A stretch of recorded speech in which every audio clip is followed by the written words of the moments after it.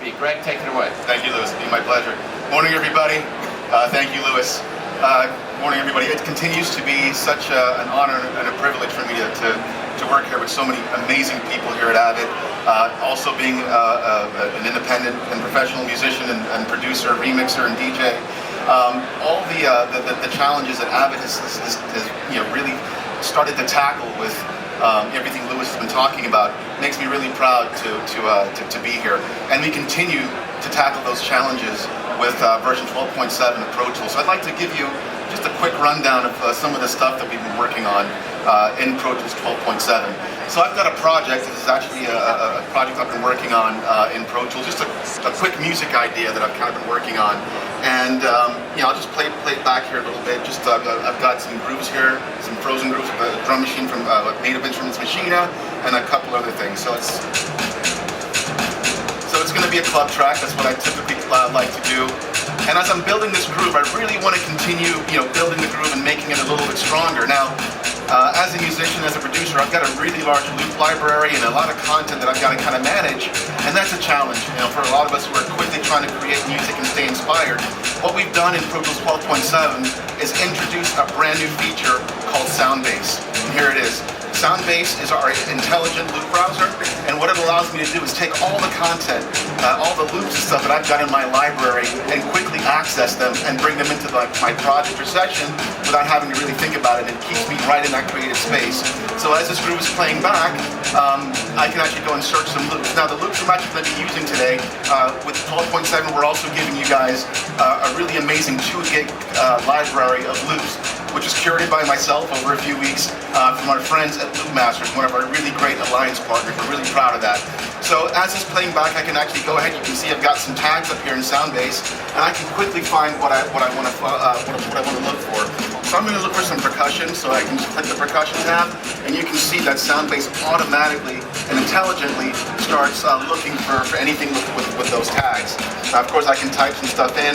Maybe I'm looking for something that's a bit housey, or let's say deep house. So there it is, that tag. I can start typing that, and it starts looking for that kind of content. So let's see what we've got here. Now I'm going to make sure that anything I'm going to ingest or bring into the project is going to be at the session tempo. So let's try some stuff out here. So there's some clave. All right, it's a little bit extra hi-hat. I like that. I'm going to go ahead and just bring that right into the project here. And to do that, you make some space right down here and bring Soundbase right back up. And I can just drag that right into the project. And there we go. So again, Soundbase makes it really easy. I can stay right in Pro Tools and just keep inspired and keep creative. Makes it very, very, very easy. So now I've got that drum loop there, and that's Soundbase. How easy is that? So again, Pro Tools very easy. We're really, tackling the challenges that we face as musicians to be able to stay inspired and working and efficiently and quickly deliver that content. So what else do we have? Let me stop this for a second. So I mentioned that this is a project, so this is an actual, basically a session that lives on the cloud. I'm going to be collaborating, hopefully maybe with Louis. We'll take on the challenge of maybe remixing this for me. So typically we know that when we're working with other people, we've got local sessions. If we're working locally, we've got sessions that we like to save as and make extra copies just in case something might go wrong. You might make an incorrect edit and save that, and you kind of forget. We're now giving you that ability to save and then restore projects in the cloud. We call this project revision history. Very simple, but very, very powerful feature, and really tackles the whole idea of making sure that our users, when working with Avid Cloud Collaboration, able to find and keep copies of sessions or projects in the cloud. So I'm going to go ahead and save this as a new version. I'll show you what it looks like. Very simple. I'm going to make this the Louis Remix project that I'm going to share with Louis, and then he can actually go and do what he wants to do.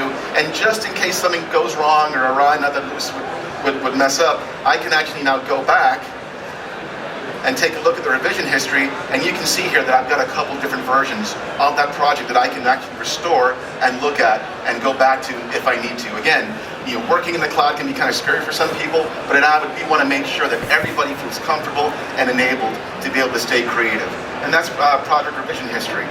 One other quick thing I wanted to mention really quickly is our Avid Marketplace. So we introduced the Avid Marketplace about 1.5 years or so ago in ProTools. So as you see, I've got my drums frozen there. Let me go ahead and add a couple of pieces, extra pieces here. I've got a synth and a string. Build up the groove a little bit. So I'm going to go ahead and unfreeze Machina here. Really great plugin from our friends at Native Instrument. And what's going to happen is I'm going to get a notification saying that I've got a plugin that I initially had on my other system before I brought it over to this system, and I'm missing a plugin here, and it's the graphic EQ. I get a notification asking me would I like to go ahead to the Avid Marketplace and get that plugin. I'm going to say yes, and as I go through the example, I'll kind of explain why this is important and why this is great. So typically, if I'm working with someone and I've got a plugin and they don't have the plugin I send in the session or the project, they've now, without the Marketplace, they've got to actually go and purchase or find the plugin, get out of Pro Tools, authorize it, do the whole thing. But with the Avid Marketplace, we can actually go ahead and rent or purchase those plugins directly while we're still living in Pro Tools. So I can actually go here. This is all happening in real time. I'm going to go ahead and grab this graphic EQ that's missing. And here's what's going to happen. It's going to go ahead and download that plugin. Task Manager is going to pop up here in just a second.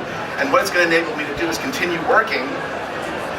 I see it's downloading now, and I'm going to be able to continue working while this downloads, instantiate with the preset or the settings that I've got, and I don't have to worry about getting out of the system, out of Pro Tools. I can just keep working, doing my thing, and then once the plugin is ready, it's going to pop up with the correct settings. And again, we've got so many great new alliance partners with the Marketplace, more than ever. We're really excited about the Marketplace, and I hope you guys are going to be utilizing that in Pro Tools.